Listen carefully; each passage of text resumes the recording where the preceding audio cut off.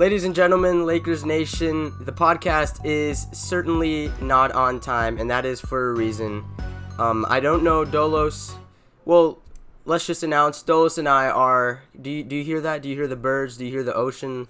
The waves clapping a little bit. Yeah, both out in Cancun on vacation. We're here with our pina coladas. We're in Cancun along with the rest of the Lakers. It's been a little bit of fun, but as with anytime you're at a beach or in a vacation, it gets a little tiring after a week, and you try to remember how exactly you got here.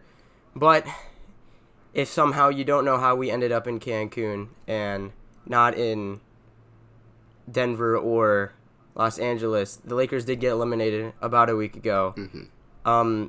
I personally am way over that, but there is a lot of analysis to be taken out of that. And so just for a quick series recap, I'm going to hand that right over to Dolos to kind of remind you just a little bit why exactly we're here and some positives that could possibly come out of being eliminated in the first round. Okay, so like Rose said, both of us kind of want to just get past this series and move on.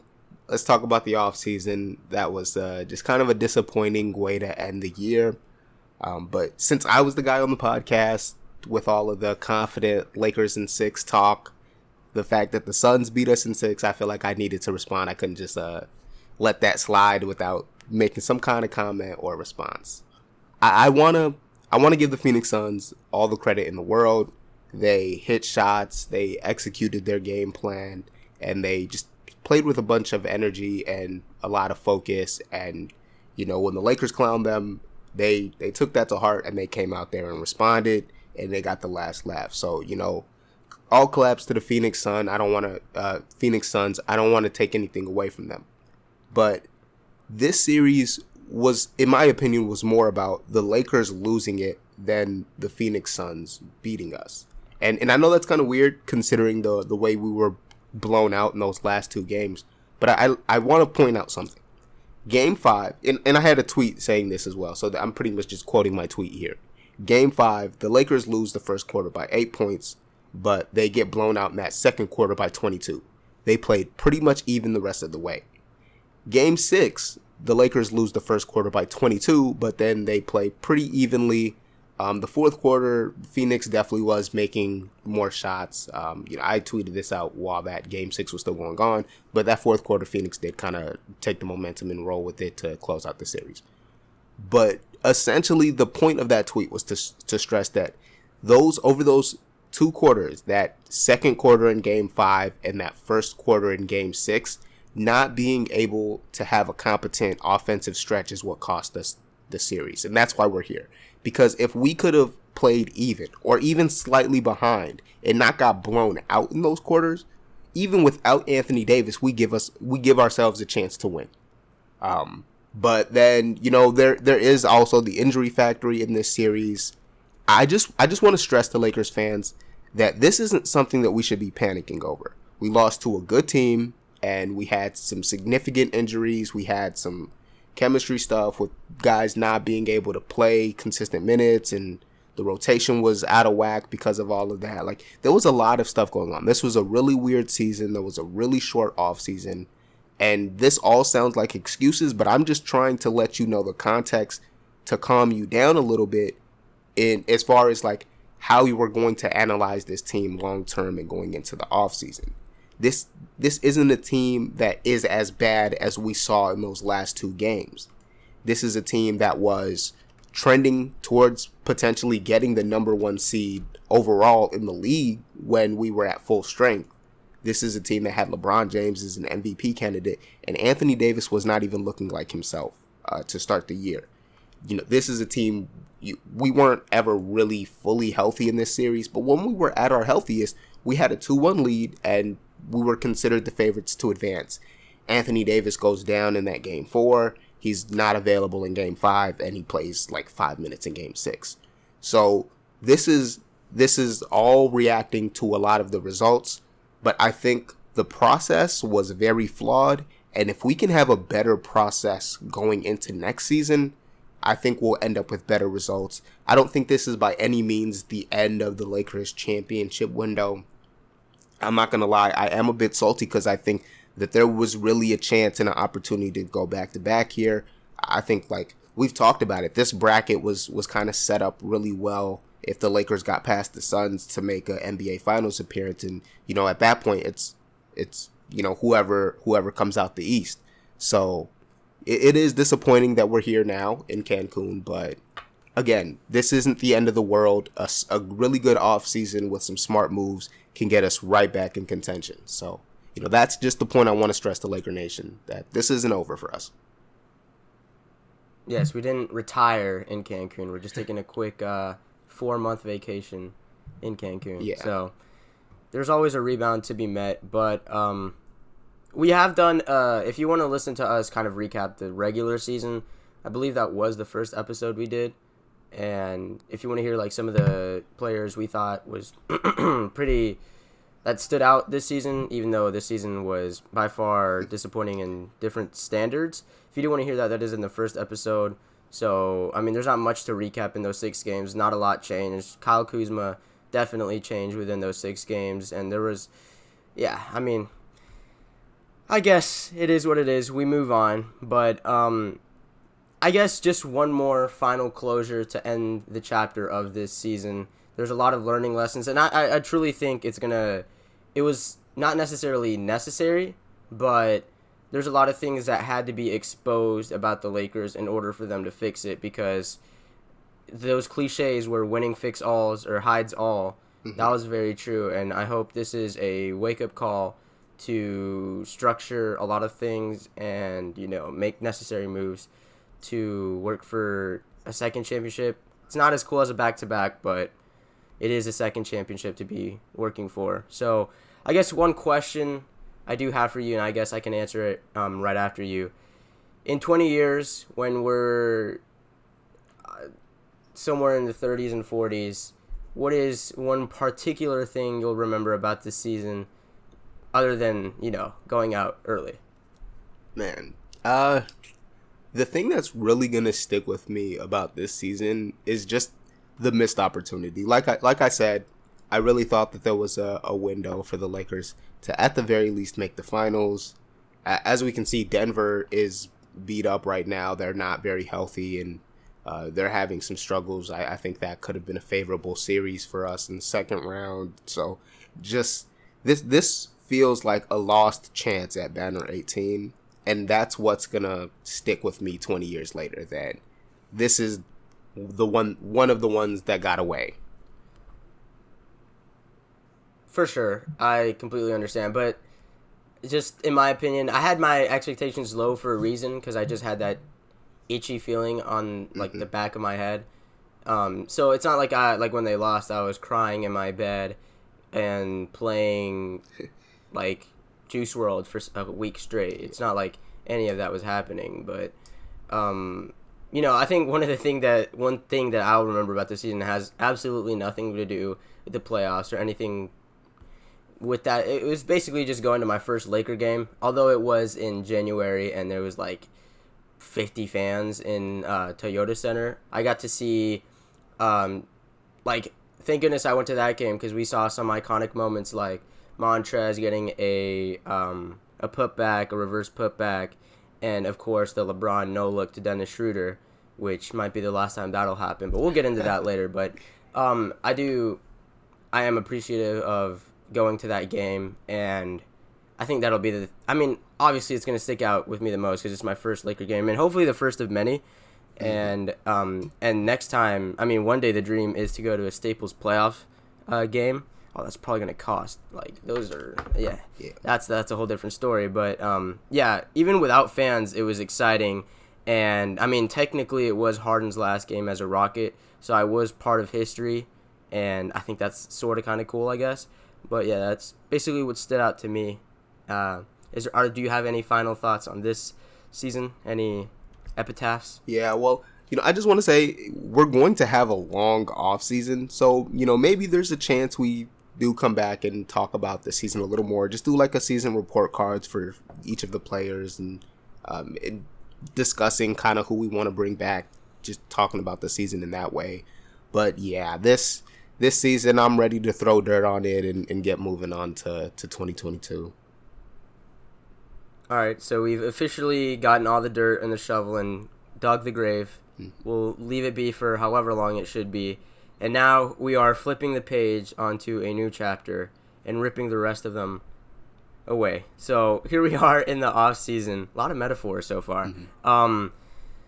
We have some news. As with the Lakers, I mean, you're going to get news about once every week that stands out in national media. They're probably the biggest market, biggest team in the NBA in terms of being in the media. I think something that stood out that's kind of relevant at the moment, not just to the Lakers, is that there have been some votings into the MVP, and LeBron got one vote, which is, I think, continuous to his 16 or 18. I don't know. It was an even number in the high 10s. It was 16 to 18 years straight where he's gotten at least one MVP vote. Not necessarily first place, but I believe he got one third place vote. I'm not here to argue whether he deserved that or not. I just thought that was a pretty cool stat and just exemplifies even more how what his longevity is like and what his impact on the league is like. And in a more funnier voting, in Defensive Player of the Year, Rudy Gobert did win his third, not straight, but Boo. he did win his third. Look, I'm not gonna say it. All I'm gonna say is I like Rudy Gobert, and that's a hot take. Okay. At least I like his presence on the floor. I do enjoy seeing the type of rim protector, like all-time rim protector, come back, and there was a time where those had been ancient, and so I'm just a fan of that type of defensive mindset. Even though the thing people say, Ben Simmons, Joel Embiid, this and that, they're more versatile. Well, that's very true. I just think stats-wise, eye test-wise, whatever you want to use, I think Rudy Gobert was by far available, A, and B, his stats were just out of the world relative to other Defensive Player of the Year seasons. And so a lot of people hate it, but you can't do anything about it now. That's as much as I'll praise Rudy Gobert for now because he's not a Laker. I'm going to be the heel of the podcast. Anti-Rudy Gobert. I am very much going to slander him any chance I get. While I recognize he's obviously an extremely talented defender, he deserves Defensive Player of the Year. He does have a tremendous defensive impact, but I just think people go a little crazy about him. I saw takes that this was the best defensive season of all time, and people were overreacting to that. That was a good block shot in game one of the second round, but that was a block shot on Marcus Morris on the perimeter. You didn't get the block shot on some elite shot maker. With 2 timeouts left. Yeah, you got Marcus Morris. Congrats, that was clutch. You needed the shot. You needed that block to clutch it out. But that wasn't Kawhi or Paul George that got clamped up there. Let's slow down a little bit. Yeah, I'd say there are stats that you could try to use in saying it was the best defensive season of all time, but really that's just something that I wouldn't recommend doing. Just because why would you want to defend a Rudy Gobert Defensive Player of the Year all time thing? And it is what it is. If you want to argue that and you want to live with that, that's fine. I certainly wouldn't agree. I think there's way more dominant defensive seasons, but I think the thing that we're trying to get to is that KCP did get a third place vote in Defensive Player of the Year. I thought I could see the reasoning, but I could also see at the same time how ridiculous it is, because here's what I'm thinking, right? The Lakers were the best defense the whole season. Stats will tell you that. You could argue this and that, Knicks, whatever, Jazz, that. No, they were statistically the best defense in the NBA. And what's crazy is AD was out for a large sum of games, and they were still the number one defense even without him. So if I were to place myself in whoever voted him third, I would be thinking, well, you have a number one defense, so one player at least has to get a vote. I mean, I could make an argument somewhat for him being an all-defensive team, second team, But the thing I have trouble with is him being Defensive Player of the Year. So he basically got a vote over the likes of Ben Simmons, Bam Adebayo. I don't think they voted all of them over him, but I thought that was good. There's really no harm being done. It's not like he got a first place vote from a unanimous player like Melo did to LeBron in 2013. There's really no harm. It was good for the Twitter timeline for like 2 hours, and it was very funny to see. And I'm not mad about it because we are Lakers fans, and I'm a big KCP fan, but at some point, some things are a little bit ridiculous. But it was pretty funny to see. Yeah. Shout out to KCP, because I think it was the first pod that me and you were talking about. It's wild that there's probably not going to be any Lakers on the all defensive teams, and KCP and Alex Caruso both should be candidates most definitely. So KCP getting the Defensive Player of the Year vote is all right in my book. I wouldn't do it if I had a vote, but I'm glad to see him get recognized by someone there. I wasn't mad about it. I wasn't mad at the discourse that came with KCP because I did have him as my favorite, more impactful player on the season, and I'm a big KCP fan, and it is what it is. But next, transitioning on to just to reflect one more time on the playoffs. This isn't more of what happened, but more of how I like to call it, former players now. This isn't going to be players like Lamar Odom and Meta World Peace absolutely roasting the Lakers for getting first round exited. This is more of like a technicality thing, like Wes Matthews and I hate to say it, maybe Alex Caruso. Although I hope he's not a former player, but technically they're not Lakers because their contract is going to expire and they're going to be free agents. So some of them reacted to their playoff play, and I think some of the more significant ones that came was initially Marc Gasol, who I have doubts of him coming back, more because I think he's going to get a bag in Barcelona, but that's like a whole niche thing. He said that the Lakers can win a championship next season. However, he did say he didn't know that much about how he personally was going to fit into that timeline, and I agree with him. I literally think he's going to be in Barcelona in 6 months, maybe next to his brother, and I think that's going to be great for his career and his wallets. But shout out to Marc Gasol. We love him. And I do think when players get asked, like, what do you think about this and that, there's a limited like in 2K, you got to choose the best answer here. You're not going to say, I think we're not going to be in the playoffs next year, to be honest with you, and I'm out of here and getting a bag. Like, you wouldn't say that just because of leverage and all of the politics that come with the offseason. And another one was Wesley Matthews, who said that he also would love to run it back with the Lakers. He was also one of the borderline players where you're like, I kind of want him back, I kind of don't. But we'll see how that goes. And Dennis Schroeder, who is one of the more scrutinized Laker free agents, he also, as with incoming free agents or outgoing free agents for the Lakers, they're all pretty much going to say the same thing. They love to run it back, but in a smart way, they're keeping their options open because that's just leverage. And one more thing for quote-unquote former players, something that I saw was interesting, and we're not going to dive deep into the Andre Drummond story, but he basically, there was some rumors, this isn't like Frank Vogel saying it himself because I don't know why he would say it himself, but with the Andre Drummond buyout, that was quite the large one from the Cavaliers, and I think an incentive that was said to be made for Andre Drummond in coming to Los Angeles, while also having another incentive for him to come back in free agency, was that he was promised a starting role when he signed with LA. And I found that to be a little baffling just because it's a win now thing, but that's all I'll say about it. Andre Drummond, we could talk about him for 2 hours, and he's one of the more polarizing players in the NBA. Kind of random. He just randomly became polarized, but if he comes back, there's also been another rumor with that. We're kind of switching rumors here and there, but there's been a rumor of him, some Lakers insider. You can take this as you want. Take it with a grain of salt, I guess. That the Lakers would want him only on a veteran minimum, which is crazy because he's like 27, 28. But, I don't think I can say I would not put my money on him coming back on a veteran minimum. I do think his his specialist skills will get him paid more than a veteran minimum. And that's pretty much all I have for rumors as far as former players. The next one was kind of random, and I kind of have a bone to pick, but I'll ask you first.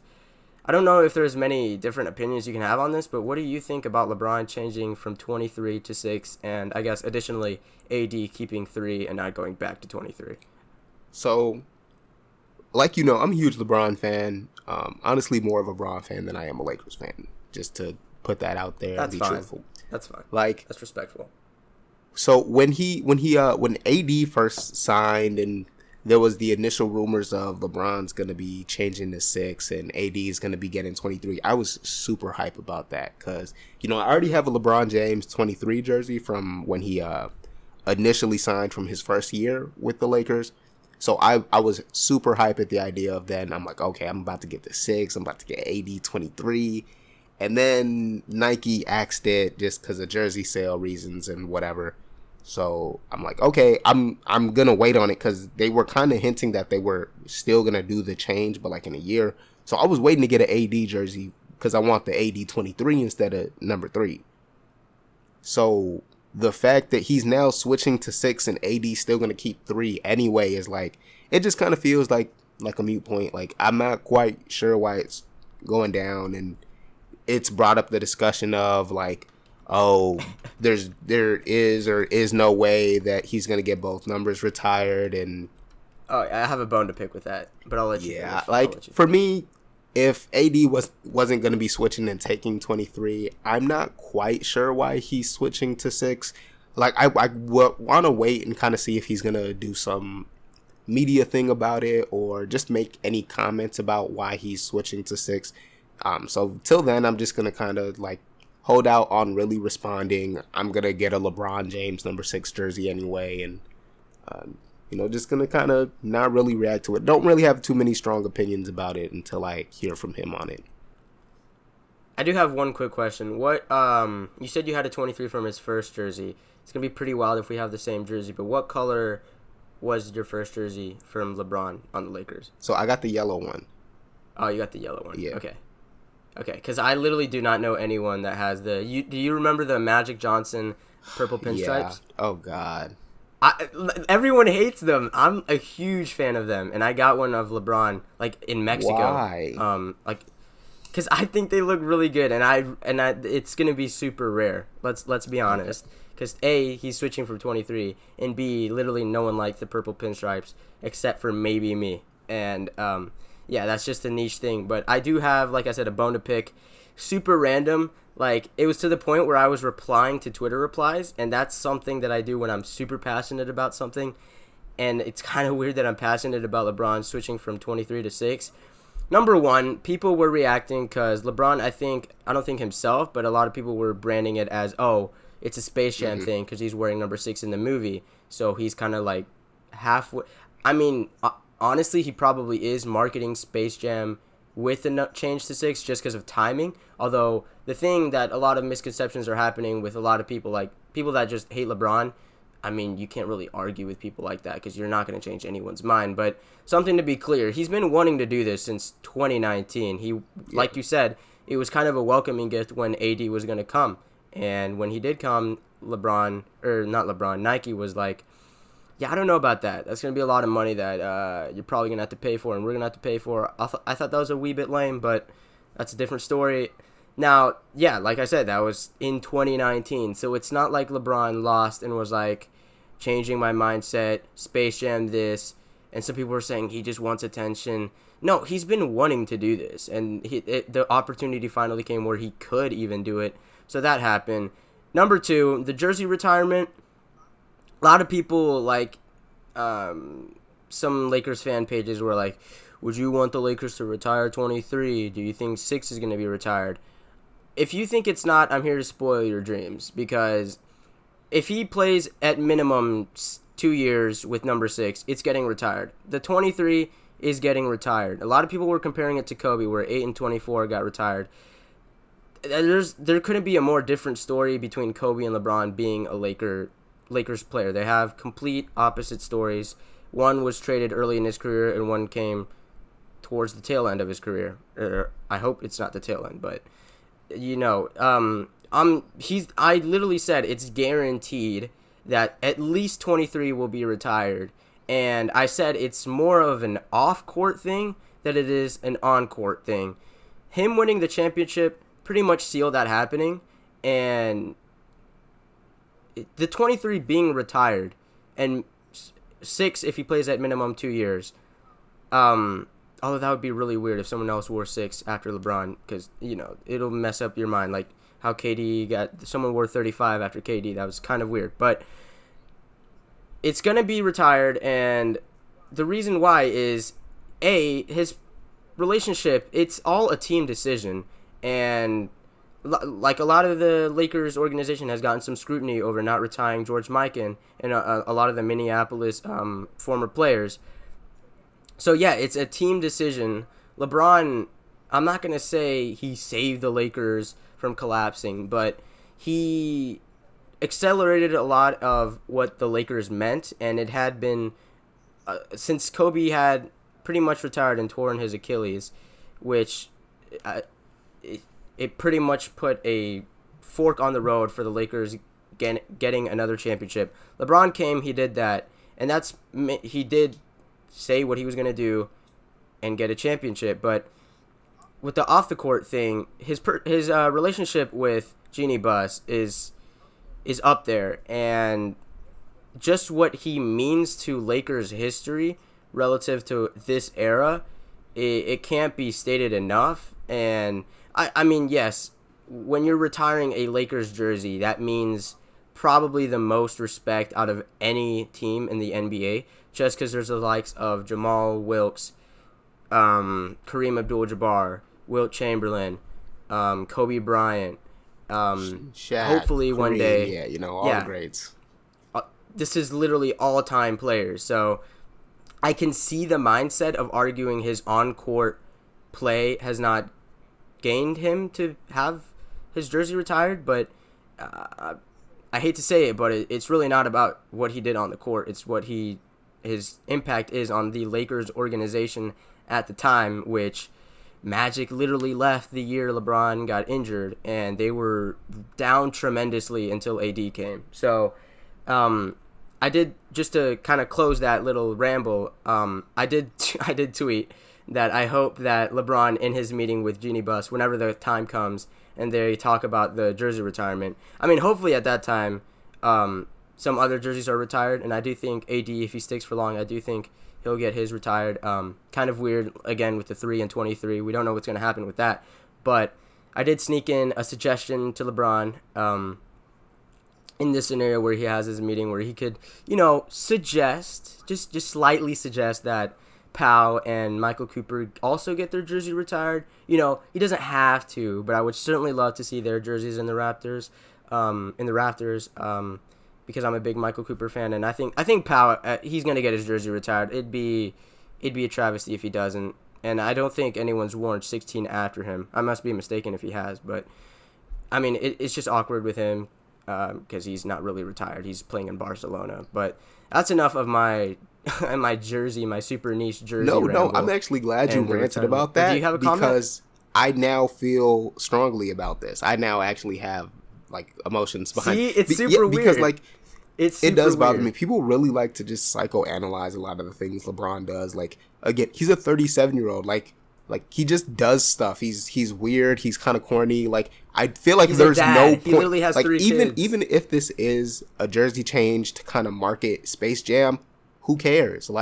Paul George switched from 24 to 13 so he could market PG-13. It's not that big of a deal. To switch.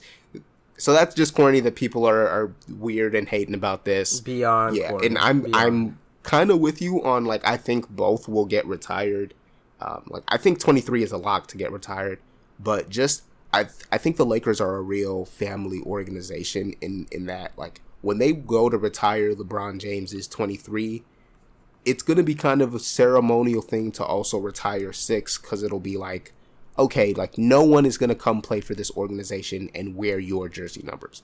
So that's partially what it was really with with Kobe, I think when they retired both of his, obviously he had a lot more accomplishments in both of those jerseys than way more. you know what LeBron's gonna have when he retires as a Laker. But there was also just like a ceremonial, like no one's gonna wear your numbers, because I remember at the time of like Kobe retiring, there was questions of which one's gonna get retired. Are they gonna retire both? Like that really set the standard for you know moving forward, I think. So I think I can see number 6 getting retired.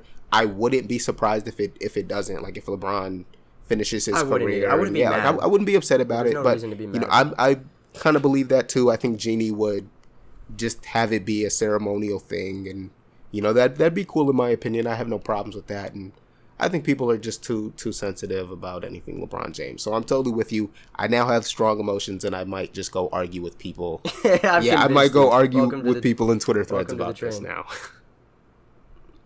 Yeah, because unless you're arguing that perhaps Lance Stevenson is so historic to where it shouldn't be switched, and maybe I could be with you there. Lance Stevenson meant a lot. That with air guitar, that was historic Lakers moment. It's a staple in Lakers history, but I mean, if you're really getting mad about a number change, then there's something underlying with you and your perception of LeBron. Like that's probably one of the more lame things you could pick apart. Yeah. And that is what it is. And like you said, I legitimately wouldn't be mad that number 6 doesn't get retired. I'd be completely shocked if 23 doesn't get retired. Like I'd literally sell my house if I owned a house. I'd put my money on him getting 23 at least retired. But yeah, I mean, with the jersey, there's a lot of like different avenues you could take. I want George Mikan and all the Minneapolis players to get theirs retired, but that's a whole different story. But enough of the jersey numbers and all of that. That was a good conversation about numbers, and it didn't have anything to do with math, which I'm thankful for that. But another number is 25,000, right? 25,000. Let's think of what we could buy with 25,000. You could buy a used Jeep, you know? Okay. You could buy what are some things you would buy with $25,000? I just want to point out, if I didn't have the outline for this podcast, I really would have thought you were transitioning into like an ad read or something. I'm like, oh man, we're like 6 episodes in, we got sponsors now. But, no. Okay. Oh man, I didn't think about how that would sound. I didn't think. No, nice transition. We're totally prepared for when we do start getting sponsored. So people need to get at us because Rose is obviously, you know, media professional. I'm on my game. You thought this was an ad read. That's hilarious. What would you buy for $25,000? Right now with $25,000, a lot of that's getting invested and saved, and the rest of it is getting just spent needlessly. Clothes, shoes, stuff for the apartment, all types of stuff. Okay, I can understand that. A lot of it would go to rent and getting some bills paid. Yeah, for sure. Certainly. Sure. Let me ask you one more thing. What would you do with $75,000? Oh man, definitely get a crib. Okay. So, let's say you're in a position of power as a general manager. The $75,000 has nothing to do with what we're talking about. That's just Daryl Morey tweeting to Steph Curry, a $75,000 tweet, and that whole story. But which I thought was a wee bit ridiculous, especially because Daryl Morey is fined every other week. But Pat Riley, the man, the myth, the legend, the Heat culture man, whatever you want to call him, he got fined $25,000 for, I believe, I don't recall where he stated this, but it wasn't he wasn't being in a press conference and some reporter randomly asked. Yeah, I think it was like a radio LeBron thing or like some podcast interview that he did. Yeah, and he, in jest, I don't think he's being serious. He said he would, quote unquote, I don't know if this is actually quote unquote, but he would leave a shiny key under the mat if LeBron were ever to come back to the Heat. And that's pretty much just, if you read that, you know he's joking. Although, if that opportunity were to actually come, then it wouldn't really be much of a joke. But the NBA did fine him $25,000, and I thought that was super random. So you just think of anything you could buy with $25,000, and just know that a lot of that was spent by Pat Riley on him trying to quote unquote tamper for LeBron to come back while he's on a however long contract with the Lakers. Yeah, I know that's not really any money to those NBA GM types and to the teams, but if I was a GM, like, you couldn't even catch me saying the name of a player on another team. Like, when Magic Johnson was GM here, like, they just loved finding him. Like, he got fined for saying Giannis was going to be a good player for the Bucks. Like, not even in any other context. He said Giannis is going to have a really good career for the Bucks, and got a fine for that. Like, so the NBA is not playing. Like, I think Pat Riley was kind of tongue in cheek joking about the comment, like, would he love to get LeBron back for, like, a, finish his career up type thing there, maybe a little similar to D Wade. I think he if you gave him the truth serum, I think he'd love that. Like, even if it didn't contribute to wins, like, that's just gonna bring fans to the stadium and bring money into the Heat. So that's just kind of a no-brainer comment. Like, no real point in overreacting to it. Just kind of some funny stuff. He was obviously gonna get a fine for that. I'm glad you put me onto this Magic quote. I don't recall him getting fined. I'm reading the quote, and there's nowhere where he mentions anything about the Lakers. He literally compliments his game, calls him an MVP, a champion, and that he's going to bring a championship to Milwaukee, not Los Angeles. And he got fined $50K for that. That's pretty wild. So maybe Magic Johnson got tired of not being able to praise players. That's maybe why he left and why he spit so many takes on Twitter. If you're not following Magic Johnson on Twitter, I definitely would recommend that. His takes are Magic Johnson. But transitioning into the last segment, we have a few categories as to an umbrella of way too early offseason predictions. Starting off, not to spoil the rest, we'll start off with They Gone, where you think for sure this guy is going to be gone, who is on the roster about, like, 2 weeks ago at that point. So who do you think is going to be for sure gone by the start of next season? Yeah. Predictions. At the top of that list for me is Andre Drummond. Just because already we've heard the rumors of the Lakers, kind of maybe will only want him back on a veteran's minimum, or I don't think it really makes sense for LA to pay a lot for someone of Drummond's skill set. So I'm, totally in line with that decision, hilarious. Especially because he was just kind of like a buyout, see how it goes at the deadline thing. And I don't think, I don't think Drummond was super awful. Like, he was a serviceable defender. He could execute the scheme, but he just was such an offensive negative that I don't think it's really worth trying to run it back with him. So he would be at the top of my list for not bringing back. Okay, and I can definitely understand that. Although the dialogue with you, especially on the podcast, if he gets like a 3-year extension, if he gets even that, I would love to hear that rant, that Dolos rant. The entire podcast might just be the rant. Like, I think I would just become Stephen A. Smith at that point. I would literally just explode into, and my bit would just be hating Andre Drummond on every show. I might. Oh God.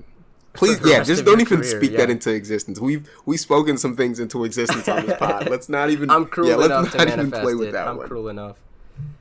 The reasonable Laker fan in me would not want to see a 3-year Drummond extension or a signing, but I think just for the chaos, that would be hilarious. But I mean, I guess one for me, I've basically said it the whole podcast, is Marc Gasol. Not because he's not really good enough, but there was a lot that happened between the middle of the season with the signing of Drummond, to where there were some, not maybe promises broken, but more like, I kind of signed up for this, but that kind of wasn't what happened. Kind of what happened with Gordon Hayward with the Celtics, although that's more of an extreme thing where he got an injury and became like the 4th or 5th option on a team that he originally signed up to be a second option.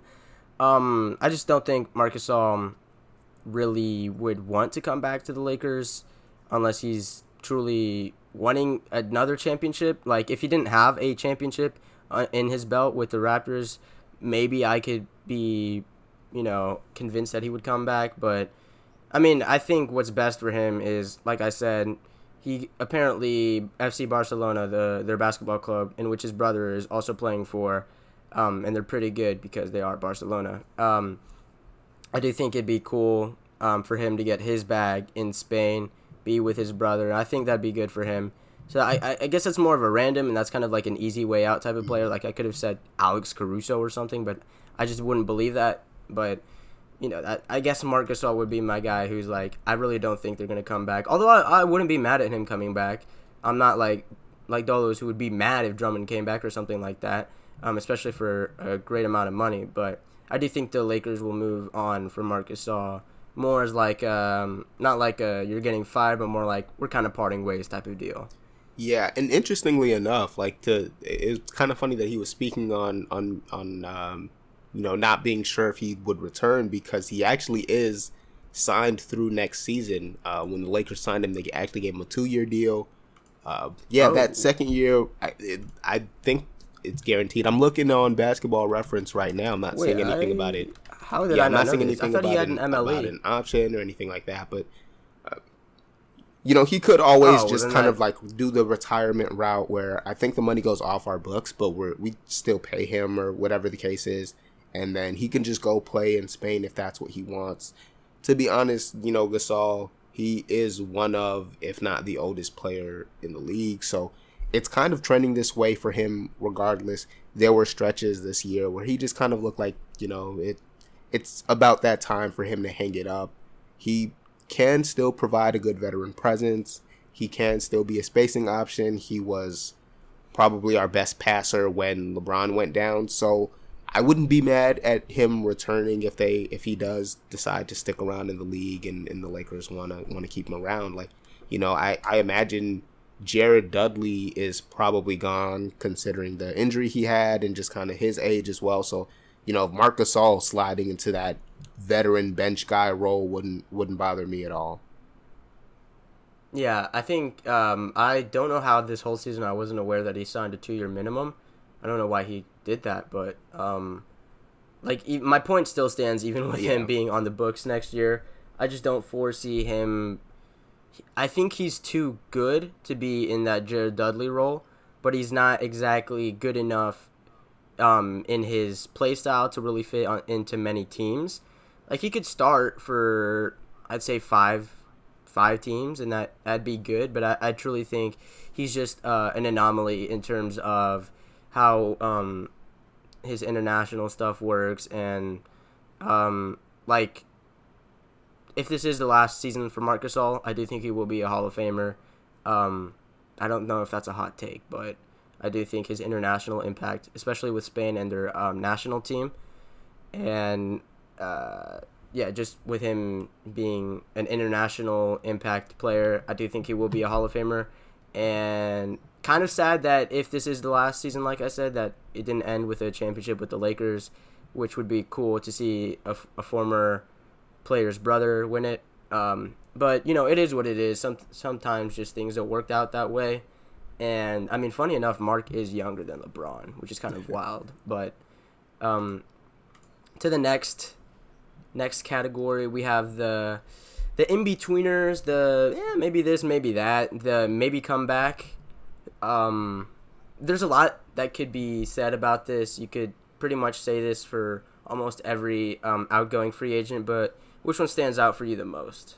The one that I'm probably the least sure about is Trez, because for one, he has a player option which can always be unpredictable. Like, just from that standpoint, like, the player option is just going to be, if he doesn't feel like he has good offers as a unrestricted free agent, he might just take the player option and then, there's no real free agency discussion to have on him.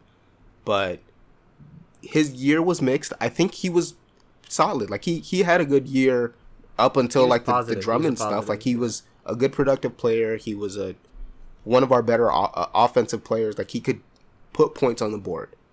The defensive struggles, we were well aware of those when we signed him. I also just don't think we ever really put him in the right role. So I wouldn't mind seeing Trez back. I'd like to increase the sample size on that. I have some preferences for maybe other big men, but as long as we get some other skill sets on the roster, get some more size in other positions, I have no problem with Trez remaining on the Lakers. Yeah, and I think something to perhaps lighten your attitude on Trez. If you think about it, if in fact Mark and Drummond do leave, I don't think there's at least some centers of their caliber name-wise in free agency, which we can get into for the last part. I don't really think there's a caliber to where he's going to be in the third center at times to where he's getting DNPs in the playoffs. So it's not like Trez has to fear staying in a role or being pushed back on a role to, like I said, where he's getting DNPs. And if he thinks he's going to get more than $9.7 million, then I would love for him to decline his player option and get that money if that is his goal. But if he does want to, pursue a championship with the Lakers, I don't think there's like a crossroads with opportunities unless the Lakers do want to maybe package him in a trade or they just think he doesn't fit as much. But I will say with Trez, he was exactly what you wanted him to be and a little bit more. He was definitely positive when you needed him. It seemed like when games were dire, he pretty much showed up a lot of the times. And, I'm happy for him. There is the Rich Paul connection, so take that as you will, however you want to interpret that. Mm-hmm. Yeah, I was just going to mention that too. Yeah, he's Clutch Sports, so that could also factor into whether he returns or not. And like I said, wouldn't mind. He had great chemistry with Braun, and I think his minutes next to AD, we could get some more of those. We didn't get to see it as much with Anthony Davis's injury, so would not be mad at him back. Yeah, you're a big Montrezl at power forward, yes, and AD at center type. I think he needs to be unlocked at the 4, and only at the 5 for like small ball lineups if we're going against a small team. Yeah, and you slowly convinced me into one day hopefully seeing that. But if it doesn't happen, it's not the end of the world. He is a player that at least you and I can agree on that we'd like to see come back. Mm-hmm. It's not one where we're pushing for him to not come back, and I think that'll be a more interesting free agent just because of the whole player option thing. And, for his contract, he definitely plays better than his contract. So if there is a better option, like I said, then we're not going to be mad at him leaving. For one player for me that I'm sort of kind of not really, maybe really seeing on coming back, it's not Talen Horton-Tucker, although that is an interesting one, just because, any team could throw a bag at him, and I don't think the Lakers would match. But, a lot of the shooters like Ben McLemore, maybe, but I think maybe the one that stands out for me the most is unfortunately Alex Caruso. Mm-hmm. He seems very, very, very, very committed on playing with the Lakers and staying. I think in 2014, randomly, he had a tweet where, like, I would literally take less money to play with LeBron. And so you had people dig that one up, and there's a tweet for everything. And I think you and I were like, we probably have this guy top 2, and we really, really, really want this guy to come back. But there's just going to be some salary issues if a team does get him a bag. And I mean a bag because he is deserving of one. At this moment, he's earning 2.75, which is way below his worth, especially on a championship team. Like, if I was any type of contender, I would throw a bag at him because he provides that value on defense, and he is an energy player, and that really, really matters in the playoffs. He's built for the playoffs, and as any contender, you'd want that type of player. And so I'm more leaning on like the 60, 65, 35 that he does come back just because of his fit with LeBron, and they sort of kind of have like an under-the-radar, like really good relationship and all of that. So you and I would really love to see Caruso back, but there's just some money issues that come with that, so that's why I have him in my maybe come back. But we want you to come back. But if you want the money, get the bag. But we want you back. Is what the thing is with him, I guess. But the last not segment, but category for upcoming 2 early offseason predictions is we're going to basically look a little bit into the free agency radar, see what players are there.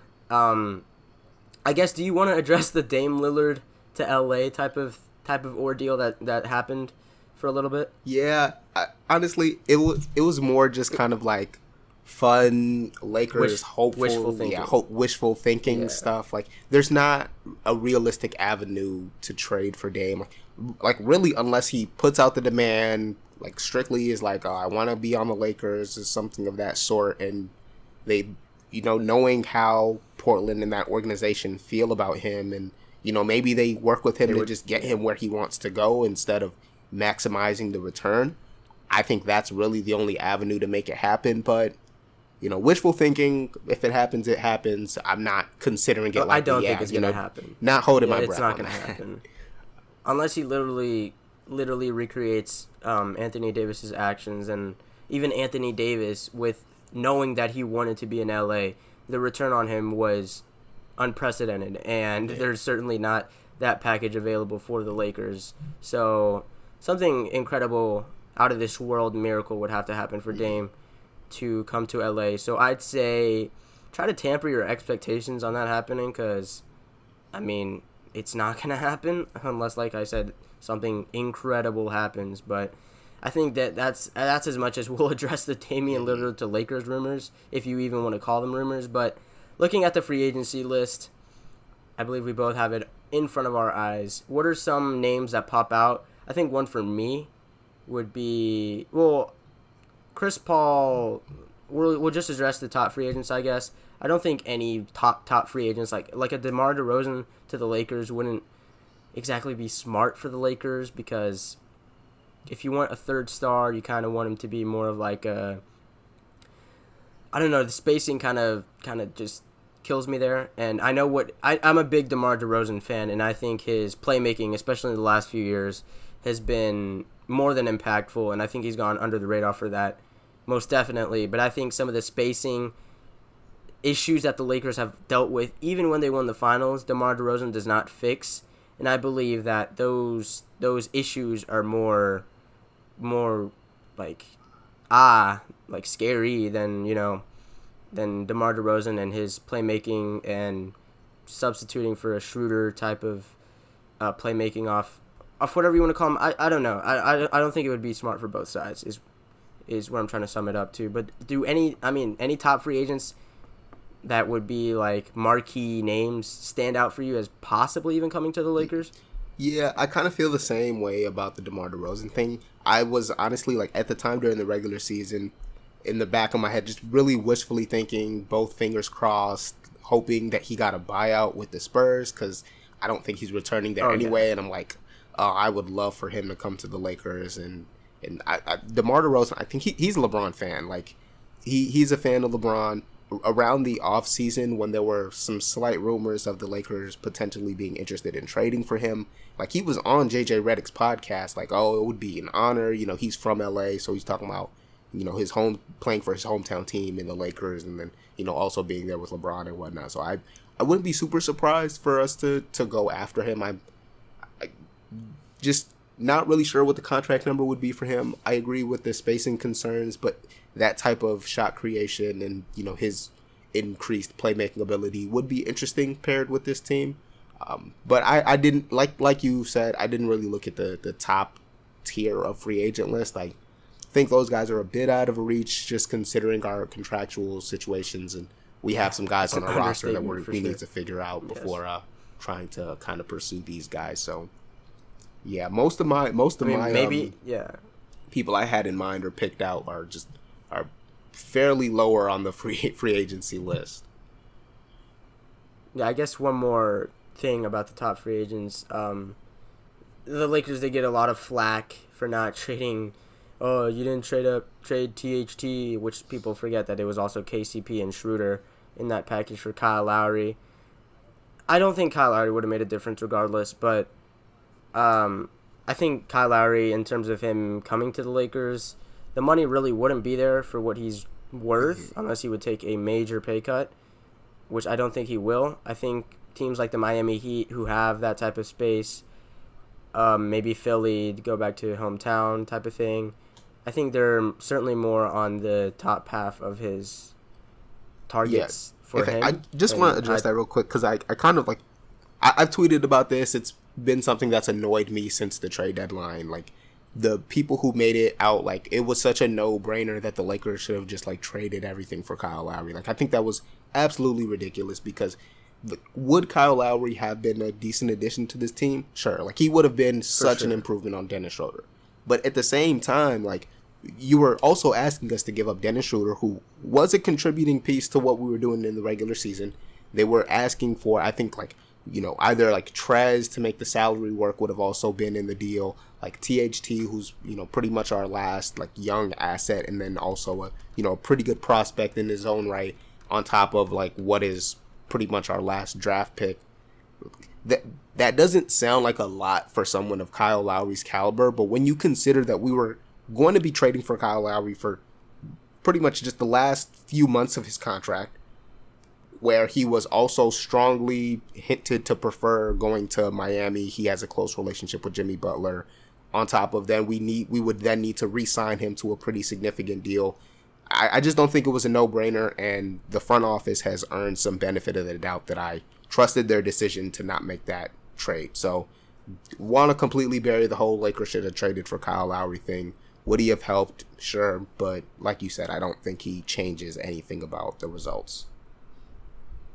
Yeah, I mean, if he, I think it wasn't Trez. If it was Trez, maybe I would have budged a little bit, but it was KCP, who is literally the third best player on the Lakers. So you're sacrificing defense on the wing, which Kyle Lowry is not a wing defensive player. He's very good at defense, but he's more of an on-ball defender. But if somehow in the future that Kyle Lowry trade happened and the weight that LeBron had to do on the playmaking side and he doesn't get injured, and AD, if somehow Kyle Lowry prevented LeBron and AD from getting injured and they win the finals, you're making that trade 10 out of 10 times. But we're not genies, and the Lakers front offices are not genies. They cannot predict the future. So that's our little Kyle Lowry tangent. It would be cool to see him, but I think the price and what would be sacrificed there just doesn't help. And you'll see a lot with the top tier free agents. It's not going to be that type of free agency for the Lakers, just purely based off of salary cap reasons. But who are some of your realistic targets here? So guys that I've really been interested in are Alec Burks. I think he's probably one of the most fascinating free agents to me. That's kind of like, I think, within our price range. He has some good three-point shooting ability. He's kind of streaky, so that concerns me. There is the whole thing of shooters coming to LA and then underperforming, and then they can't hit shots when they're in LA anymore. So, but he does have some on-ball ability. He could run some pick and roll stuff as well. Another guy who's pretty high on my list, Doug McDermott. We need some shooters. He's an unrestricted free agent, and you know, shooters can cost, but I think he might be on the lower end of guys. One that's real deep. This is a real deep cut one. Garrison Matthews, who is actually I think he was a two-way player for the Wizards. He's another shooter. He's not really going to bring defense, but you know, we can hide him. We need somebody that we can space and just have reliably hit shots, and he was like a 40% shooter last year. So just that's a guy that shouldn't cost too much. He is restricted, so maybe if the offer's too low, Washington just matches, but I think that's something we can at least put an offer sheet out on. Yeah, for sure. And I think with the abundance of shooters, that definitely benefits the Lakers. You saw there was all-time highs in terms of how many players were shooting above this amount of percentage for three-pointers. But I think there's a conundrum that a lot of people have been saying it, and I've not necessarily agreed with them, but something with young shooters, like I'm looking at a Malik Monk, right? And I think the theory with Lakers, there's been like a theory that LeBron decreases the value of shooters when they're on their team, and you could maybe make an argument for that, but it's been more of a Lakers thing, and I'm not exactly sure what the specific stat is, but I think in the last 20 years or something along that timeline, there's been 3 times where the Lakers have been at an elite level of shooting as a team. So you can diagnose it on LeBron just to get your LeBron propaganda out or agenda out. You can get whatever you want out of that, but it's really more of a Laker thing. I wouldn't call it a curse, but I think it's more of a system type of thing than it is on solely a player's impact. And so there is an issue with maybe young three-point shooters realizing that. I can't really pinpoint a certain reason. Like it's more of like a broad type of reason for shooters just having a decreased impact on the Lakers as a team. But one player, I mean, Malik Monk would be good just because I'm big Blue Nation. Lonzo Ball, not really. The money there also not there. I believe the Bulls would be great for him. And I don't understand why the Pelicans are so hesitant on re-signing him. I think his value, especially next to Zion, is I don't know what's there. Something else has to be going on because they gave Steven Adams, as soon as he landed from the airport, as soon as he stepped out of the private jet in New Orleans, whatever airport is there, they literally said to him, this didn't actually happen, of course, but they waited for him. The GM was right next to the plane. As soon as he landed, he handed him a pen, and right there was like a 2-year million-something extension, and he hadn't even played. So something with the front office in the Pelicans is happening. We're always going to be grateful for that Anthony Davis trade. Thank you. We love you, Pelicans front office, for that. But as a general fan base, there's a lot of confusing things that the Pelicans are doing, especially surrounding Zion with shooters, because that's what he excels at, and it's crazy how efficient he is, even with Steven Adams clogging up the paint. As much as I love Steven Adams, that's just not his play style.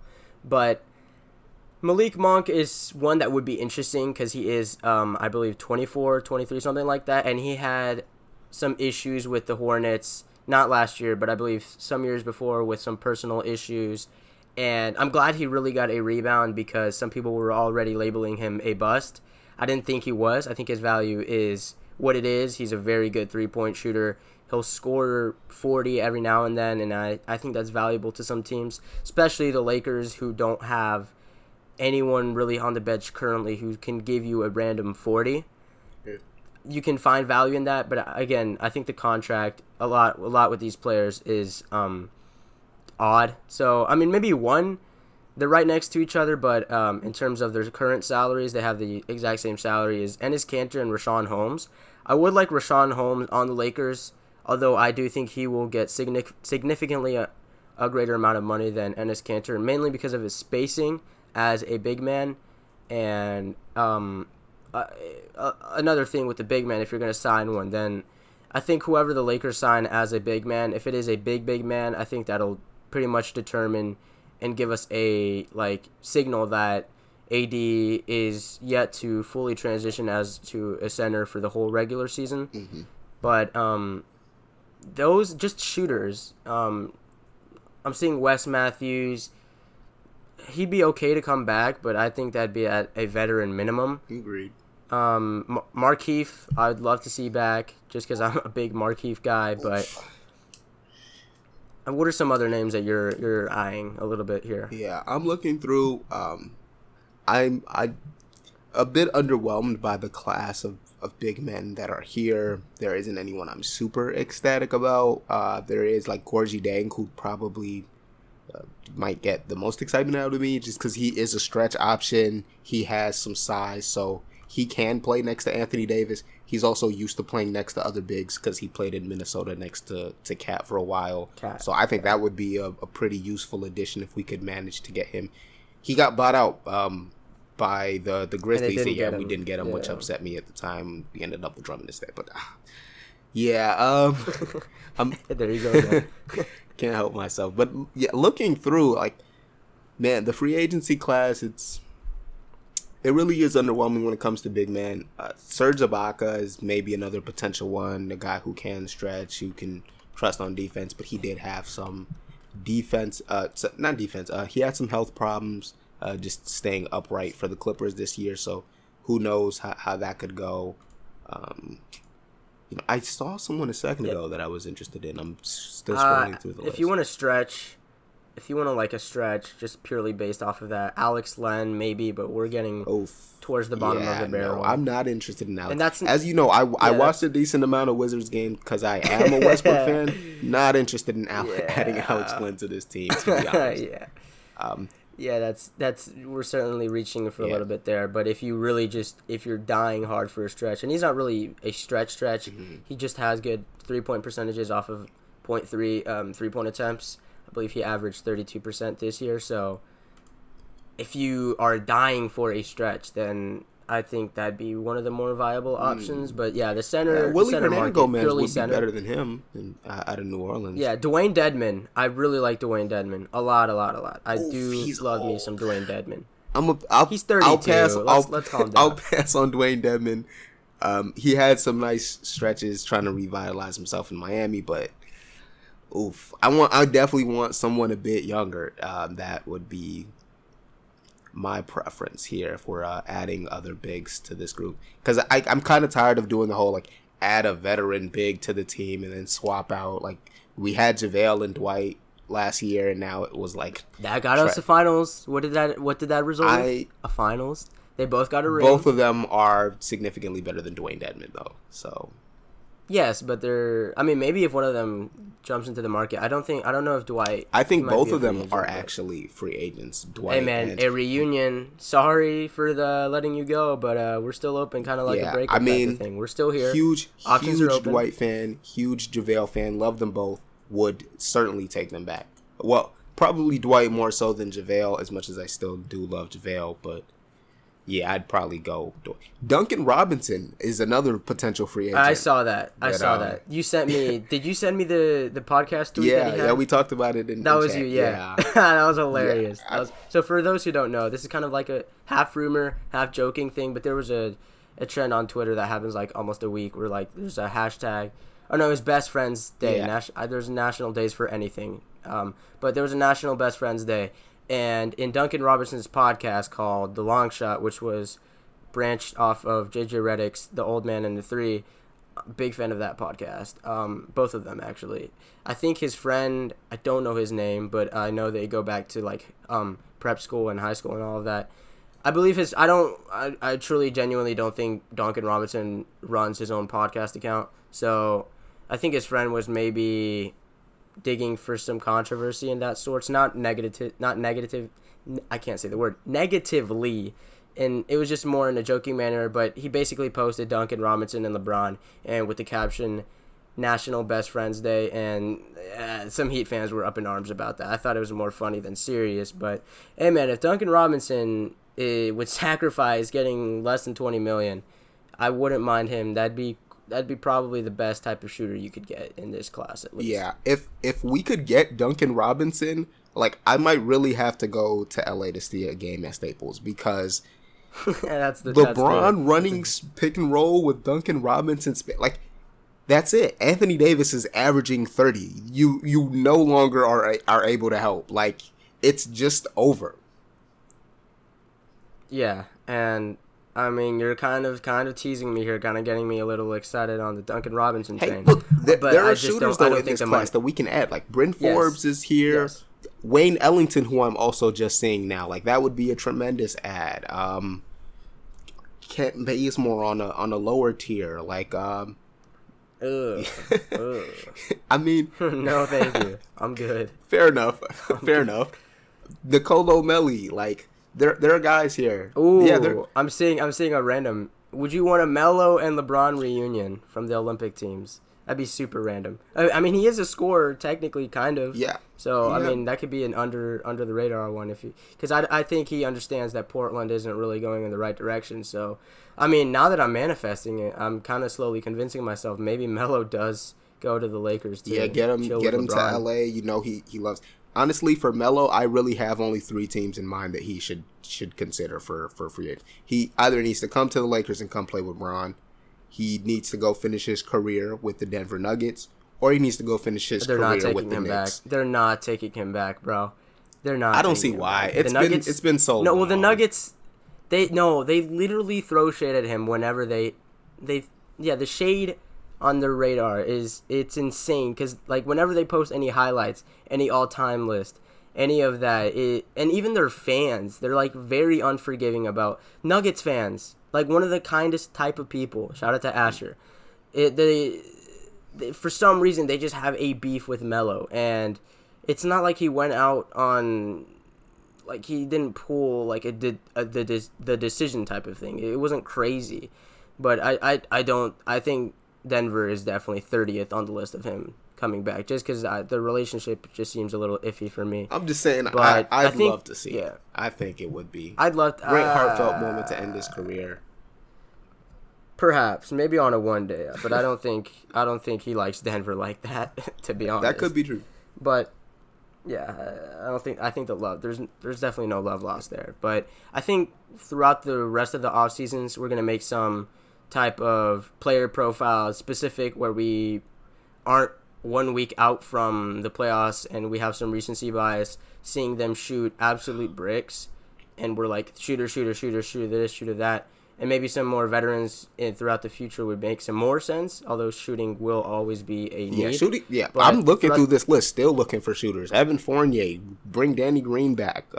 Will Barton, JJ Redick, like Patty Mills. Tony Snell is available. Like, please, there's no excuse not to add a shooter in this offseason. Like, I will lose it. Like, you will see me lose it on this podcast if we do not add players with career shooting averages above 37% from three. If we don't add at least one player with above 37% career three-point shooting, I might lose it. And I'm all here. Tim Hardaway Jr., Goran Dragic, Otto Porter Jr. Yeah, Goran is another underrated one. But we'll save that for future episodes where we dive super deep into free agents, and that'll be more along the line where free agency comes up. We will enjoy the playoffs, for sure. Even if like it's not as cool with the Lakers, it's a lot less painful with the Lakers out of it, especially how it ended. But we will enjoy the playoffs. I'm hoping, fingers crossed, that like kind of oddly, you don't usually root for the team that just beat you, but I've always been a big Suns supporter, not a fan, definitely not a fan. But Chris Paul is my guy, so is Devin Booker, because of Mexican heritage, the relatability type of thing with that. I do hope the Suns beat all the rest of the teams. I hope they come out victorious, although with the way the Nets are looking, that doesn't seem to be very plausible, even without Harden, which is crazy. But we will dive more into the free agency stuff, get some more predictions. We'll have some quizzes here and there, a lot more segments. Expect a lot more expansion for sure. And do you have any final thoughts before we close out I don't know what episode this is, to be honest. Episode 6. The 4th or 5th, something like that. 6th, right. Thank you. I was quizzing you. Yes. 3D chess right so, there. yeah, just the final word to really close this out. That even though this Lakers season left us in unravelment, it was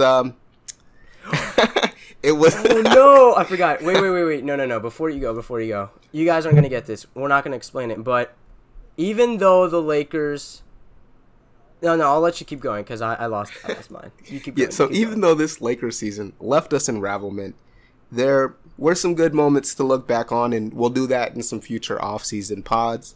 We're going to be enjoying the playoffs, and I think we're going to enjoy bringing content to you nonetheless, even though our season has been ended. Yes, and I'll leave you one more quote. This is original, just to end the podcast.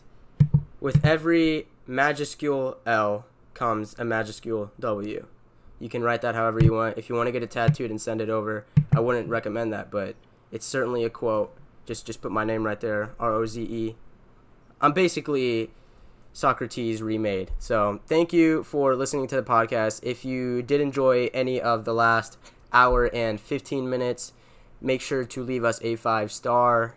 Show us some love, comment here and there. The Twitter page will be more active. Can you tell me the ad again? Yeah, at Legacy Strive. Yes, at Legacy Strive. Dolos will be running that way more. There's going to be a video that he made, which I thought was pretty cool, so you should definitely check that out. And by definitely, that means you should check it out. And yeah, that'll be it. It'll be the ad that he just said.